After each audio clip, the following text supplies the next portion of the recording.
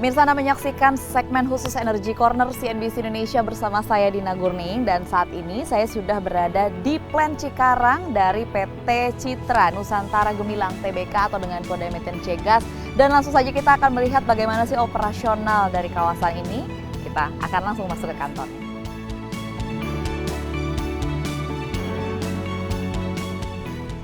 Plant Cikarang ini merupakan CNG Station alias pusat pengisian dan kompresi gas milik PT Citra Nusantara Gemilang Tbk sebelum didistribusikan ke pelanggan industri di berbagai wilayah.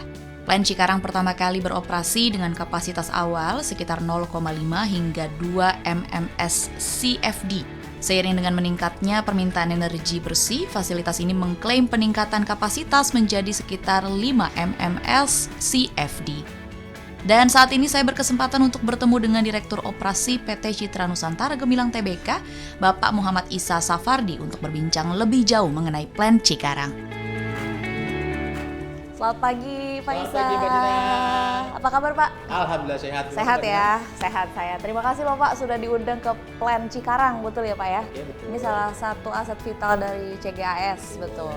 Oke, baik. Silakan Mbak Dina. Iya, duduk dulu ya, Pak ya. Pak Isa, mungkin boleh dijelaskan di Plant Cikarang ini operasional seperti apa, dan mungkin dari awal berdirinya, perkembangannya sampai sekarang ini seperti apa sih Pak Isa? Oke, baik, terima kasih Mbak Dina. Jadi PT Citra Nusantara Gemilang ini didirikan di tahun 2006. Jadi pertama kali kita membangun di sini itu kapasitas kita hanya 0,5 MMSCFD. Kemudian bertahap di 2 tahun berikutnya menjadi 2 MMSCFD. Dan sekarang alhamdulillah sudah mencapai 5 MMSCFD. Itu artinya apa? Artinya ada peningkatan tidak hanya dari sisi teknis kapasitas produksi, itu juga menunjukkan bahwa penetrasi kita ke pasar sudah semakin luas jaringan distribusi kita, dan juga kita sudah menyasar beberapa market selain industri. Kalau dulu kita fokus hanya di industri, saat ini kita sudah menyasar ke segmen industri, mini industri, dan retail. Retail itu adalah para pengguna LPG. Itu sebagian besar marketnya adalah hotel, restoran, UMKM, kemudian juga ada Horeca, seperti itu kira-kira Mbak. Oke, ini menarik karena marketnya jadinya cukup beragam gitu ya, profilnya beragam, pasti kebutuhannya juga berbeda-beda. Nah, kalau dari Plant Cikarang sendiri yang memiliki istilahnya off-taker ya Pak ya, off-taker dengan profil dan kebutuhan yang berbeda, kira-kira layanan apa yang akhirnya diberikan dari Cgas sendiri untuk menyesuaikan kebutuhan dari para off-taker? Oke, jadi untuk standarisasi kita ke pelanggan, itu kita sudah mulai melakukan quality control di produksi kita sendiri. Yang pertama, gas kita ambil dari pipa, kemudian kita ada fasilitas scrubber untuk memfilter partikel-partikel padat yang kemudian masuk ke dalam dehydration system untuk mengurangi kadar air di dalam gas itu sendiri sebelum masuk ke kompresor. Nah, kita sudah masuk ke kompresor, kita masuk filling ke GTM kita, gas transport modul, itu dengan berbagai variasi ukuran karena sesuai dengan kebutuhan customer. Jadi untuk standarisasinya, ketika perusahaan yang berniaga CNG harus mendapatkan izin niaga CNG dari pemerintah melalui Dirjen Migas, Kementerian SDM. Nah, untuk mendapatkan izin tersebut, maka harus ada sertifikasi yang harus dicapai oleh plant itu sendiri, CNG station itu sendiri. Jadi kalau di kita ini ada sertifikat COI, Certificate of Inspection, untuk PSV, untuk pressure vessel, untuk rotary equipment, dan sistem kelistrikan. Nah, setelah itu semua sudah disertifikasi melalui Dirjen Migas, maka kita akan mendapat izin niaga. Nah, itu untuk dari sisi produksinya kita. Nah, untuk ke customer-nya sendiri, kita memberikan schedule tepat waktu, kehandalan distribusi. Yang kita hindari adalah keterlambatan supply gas di customer. Seperti ini Mbak kira-kira. Oke. Nah, berhubung saya udah ada di Plant Cikarang sendiri, saya boleh lihat langsung Kak Pak? Oh, itu lebih baik supaya kita lebih jelas lebih ya, langsung ya, tentang apa yang saya jelaskan tadi gitu ya. Oke, baik. Iya. Kemana Pak arahnya, boleh ditunjukkan? Boleh, kita keluar dulu Mbak. Oke.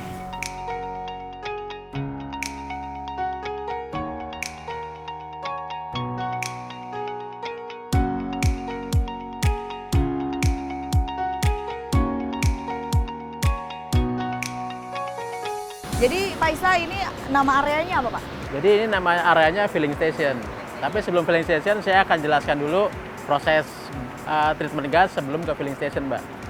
Jadi awalnya itu gas itu masuk dari pipa melalui metering yang di sana itu, Mbak. Dari supplier gas ke kita. Di situ titik serah terima gasnya.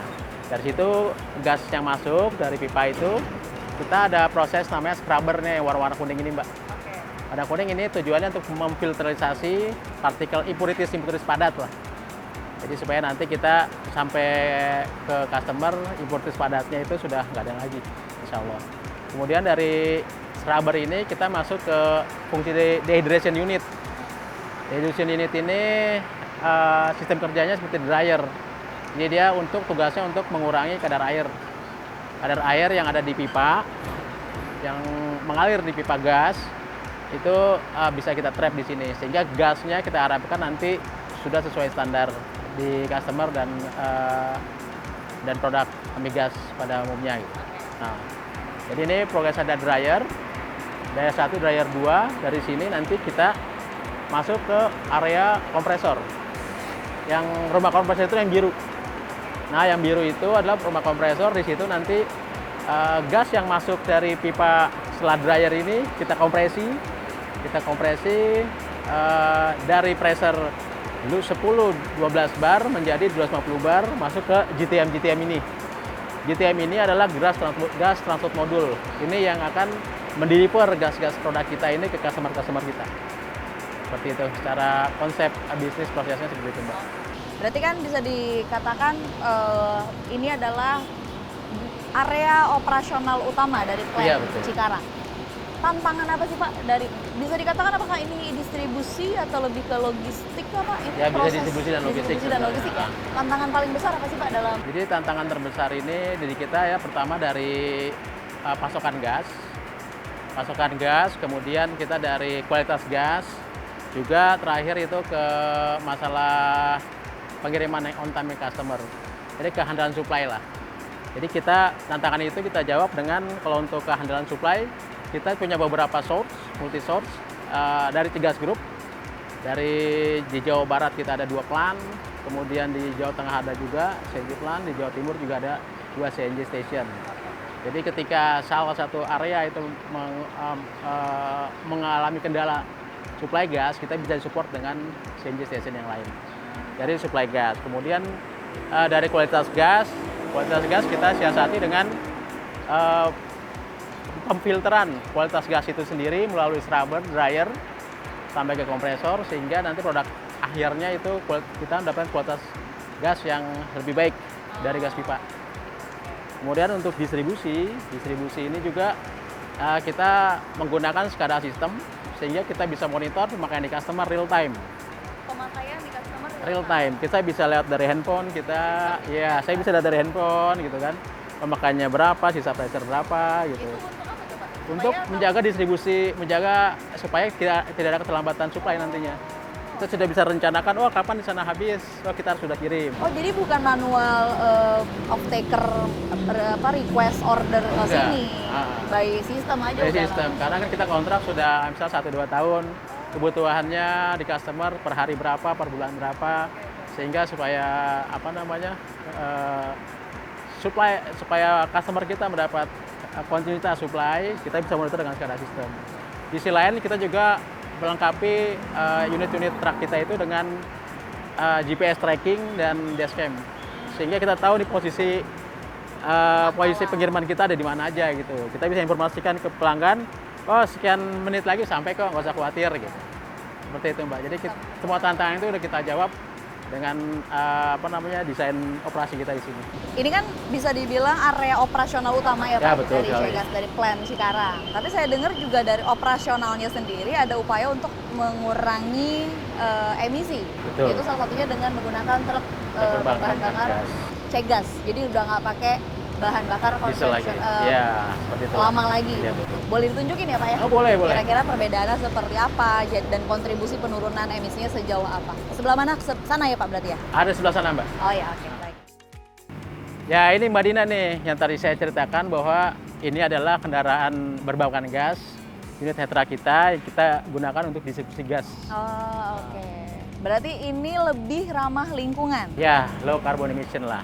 Nah, jadi kalau biasanya kalau pada umumnya truk itu menggunakan bahan bakar diesel, kita ini menggunakan bahan bakar gas. Dan gasnya pun gas kita sendiri, karena kita punya stationnya. Jadi kalau untuk truk ini bisa menjangkau sekitar 500 km lah, 500-600 km. Range-nya. Jadi ketika pengiriman ke customer, baik lagi ke sini, kita bisa isi lagi. Gitu. Jadi ini tabung-tabung CNG, isinya gas CNG. Ini mungkin tempat pengisiannya. Tempat pengisiannya nanti tinggal dimasukkan aja koplernya, nanti diisi masuk ke tabung-tabung ini sebagai bahan bakar. Nah, alhamdulillahnya ini setelah kita hitung,